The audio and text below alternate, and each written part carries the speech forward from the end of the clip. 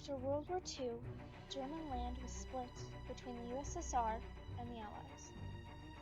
But all the tension surrounded the city of Berlin. The Allies had gotten the West, and the USSR had gotten the East. The conflict soon arose because of the difference in government and control.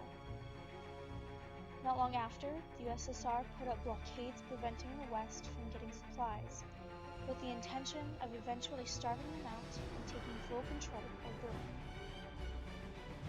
The USSR's attempts failed. In 1949, the blockades were called off, and as a result, millions of people from the East defected to the West. Nearly 3 million people fled to the West, leaving the USSR humiliated. The USSR took up precautions to make sure no more people left eastern Berlin, and so the Berlin Wall was built.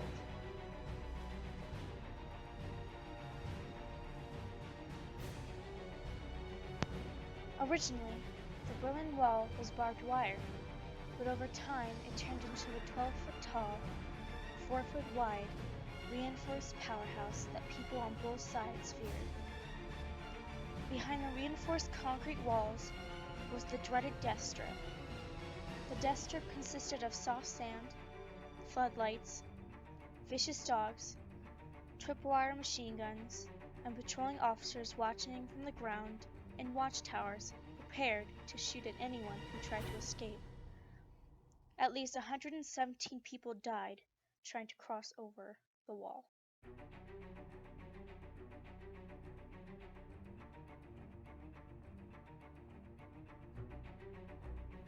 Although difficult, it wasn't impossible to cross the wall.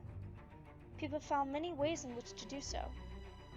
Some managed to cross the wall by jumping out of windows adjacent to the wall, climbing over barbed wire, flying hot air balloons, crawling through sewers, and driving through unfortified parts of the wall at high speeds.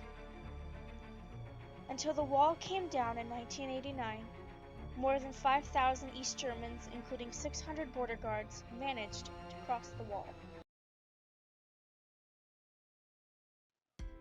Finally, on November 9, 1989, as the Cold War came to an end, the spokesman for the East Berlin Communist Party announced that the citizens of Berlin were now free to cross between East and West Berlin.